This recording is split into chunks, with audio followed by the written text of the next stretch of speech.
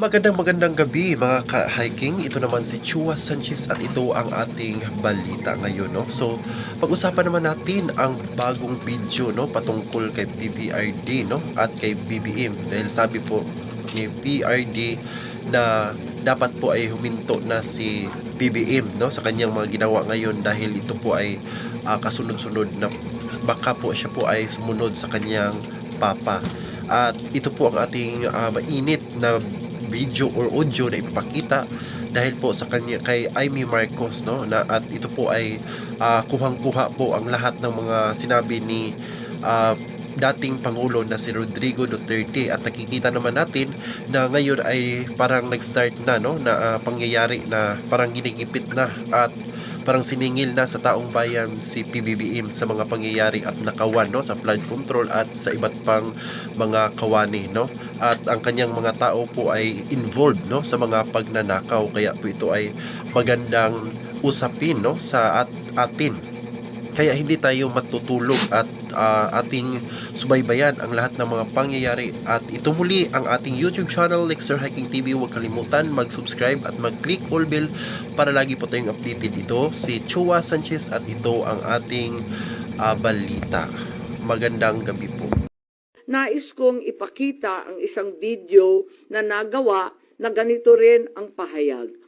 Simulan po natin ang video na maaring mapanood ng ating mga kaibigan. Enero 28, 2024, sa first Maisog Rally sa Davao, nagliyab ang balita at social media. Matapang, walang preno. Mr. President, baka susunod ka sa dinaanan ng tatay mo. Diyan ako takot, ayaw ko mangyari sa iyo yan.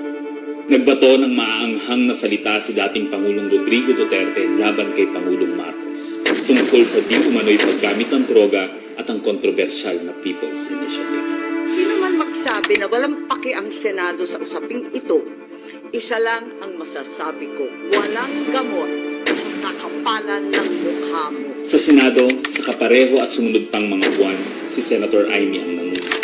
Pakialam sa PR, wala kayong pakialam sa PR, wala kayong pakialam sa PR. Siya ang unang nagtawag ng pansin.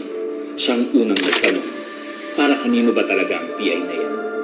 Marso 2024, sa kabila ng bangayan sa harap ng sambayanan, narinig natin si Pangulong Marcos. Matatag, matapang. The International Criminal Court has no jurisdiction over the Philippines as we remain to have a working judicial system and law enforcement mechanisms. Walang jurisdiksyon ang ICC sa Pilipinas. Sa sabong, nagpagpag siya ng balahibo. Ang hindi natin alam, paghupa ng alikabok ay nagsimula ng ilatag ang plano para muling sumagi sa ICC. Kaya pagtungtong ng Mayo, tahimik ngunit mabilis ang galaw. Isinumite ng DOJ ang legal brief para sa posibleng pag-aresto kay FPRRD. Isang pagpataksil na walang nakapansin. Hunyo, pumutok ang balita. Nagbitaw si VP Sara bilang DepEd Secretary. Tendered my resignation as the Secretary of Education effective July 19, 2024. Isang babae ng tapang ngunit walang nagawa dahil sa likod ng tama. Agosto, isinagawa ang unang Quadcom hearing laban kay FPRRD habang inuusig ng COA ang confidential funds ni VP. Ang hindi natin alam, sa gitna ng lahat ng ito, itinalaga na ni PBBM si Marcos Lacanilaw bilang special envoy ng transnational crimes na siyang magsusuko kay FPRRD. At maluwag na rin pinapasok ng bansa ang mga tiga-ICC noong Oktubre.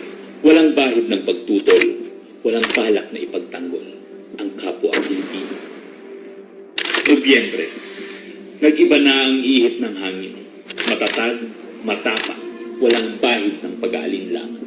Narinig muli natin si Pangulong Marcos, ngunit iba na ang sinabi. If yun ang gugustuhin ni PRRD, hindi naman kami haharang dun sa mga ICC. Para tagunan ang galawan, pinaingay ang impeachment complaints laban kay VP Sara. The Office of the Secretary General will transmit the two impeachment complaints filed against Vice President Sara Duterte. Kahit pa nagkaroon ng INC rally noong Disyembre, na idiin pa rin ang impeachment sa Kongreso. Planado na rin ang pagpirma ng questionableng 2025 budget kahit bat-bat ng anomalya. Enero 25, 2025, sinimulan na ang Oplan Tugis o Operation Pursuit, ang lihim na operasyon para hulihin si Duterte. Pagsampa ng Pebrero, nag-apply ng arrest warrant ang ICC prosecutor. Isang tahimik na pag-uusig habang tayo'y pinaiikot ng mga rally at press release. Marso, muling nilinlang ang bayan. Humingi daw ng 60-day extension ang DOJ para sa EJK report noong Marso 6. Pero ang totoo, nakabinbin na ang arrest warrant mula sa ICC chamber Marso 7 hanggang 10. Ang hindi natin alam, Marso 11, 2025, sa kanyang pagbalik sa Pilipinas, hindi pa man bumababa ng eroplano sa FPRRD, isinagawa na ang pag-aresto. Maingay ang paligid, magulo, pero ang dating Pangulo ay nanatiling kalmado. Isinakay siya papuntang The Hague alas 11 ng gabi. Kasama sa eroplano si Marcos Lacanilao, ang nagkanulo, ang nagsuko. Pero kanino ang sisi? Sa mga utusan o sa nag-utos? Managot ang dapat managot, nakalatag na. It's a request to the Philippine government from Interpol enforce the arrest warrant. And we have commitments to them. Ayaw nila ipagpatuloy ang pag-iimbestiga. Maliwanag na ang buong administrasyon na ito mula sa pinakataas hanggang sa galamay. Nagplano. Ikaw ho ba nagplano ng lahat ng ito? Hindi naman. It was a group effort. Secretary Chudoro was there, Secretary Anion was there too, and the President and I. Nagsakatuparan.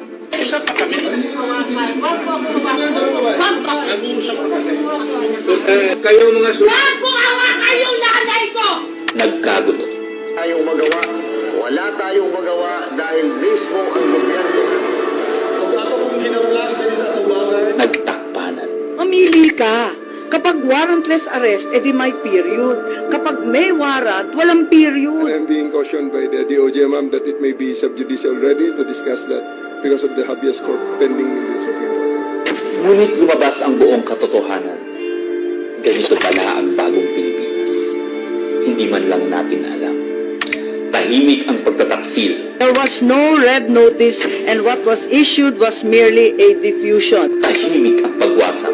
Paliwanag mong maigi, representative ka ba ng Pilipinas or representative ng Interpol? Pipili ka lang. Represent ko po ang Interpol NCB Manila. So mali itong papel na to. Harapan ang pagtalikod.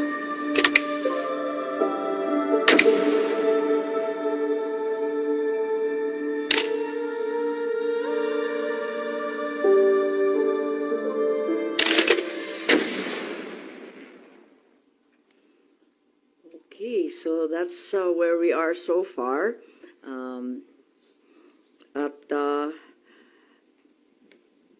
Mahirap hindian ang sinasabi sa bidyong yan na may isang malawakang plano na may kinalaman sa politika at sa 2028. Iminumungkahi namin na imbestigahan ng Office of the Ombudsman ang mga sumusunod.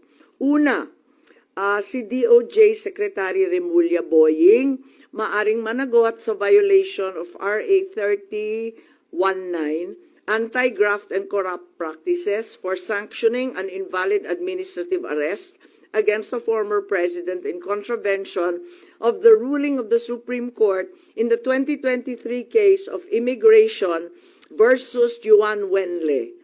Maliwanag na napakadaming kondisyon, kwalifikasyon at requirement na isinaad ng ating Korte Suprema doon.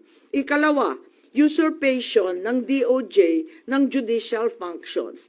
Kahit hindi sila korte, naghahatol sila na halos sila ang naging husgado. Ikatlo, grave misconduct and conduct prejudicial to the best interest of public service. Ikalawa, baka managot din si General Romel Francisco D. Marbil, ang Chief PNP, sa arbitrary detention, Article 124 ng Revised Penal Code. violation of RA 3019, anti-graft and corrupt practices for inducing or persuading General Torre to perform an act in violation of laws, rules, and regulations, or an offense in connection with the official duties of the latter. Grave misconduct and conduct prejudicial to the best interest of public service. Andito rin sa mga nakalista at ayon din sa payo ni dating Supreme Court Justice na nagpayo sa atin na malahil si SILG Secretary John Vic Remulla ay maakusahan din ng arbitrary detention katulad nung iba. Violation of 31-9 for inducing General Torre and Marbil to perform an act in violation of the Constitution and our laws. Ikatlo, grave misconduct and conduct prejudicial to the best interest of public service. Ang ikaapat na maaring patawan din ng kaso ay si General Nicolas Torre III. Maaring managot sa arbitrary detention. 2 counts of arbitrary detention, not only against the former president, but also against former Executive Secretary Medialdea. Ikalawa, violation of RA 7439 for not allowing the former president to be visited by VP Sara, both his daughter and his named counsel, and for forcing the former president's lawyers to leave him. Also, the violation of 3019 for allowing himself to be induced or persuaded by General Marbil or SILG Remulla to perform an act in violation of law, rules, and regulations in connection with his official functions. Grave misconduct and conduct prejudicial to the best interest of public service ay maaari ring ipataw laban kay General Torre.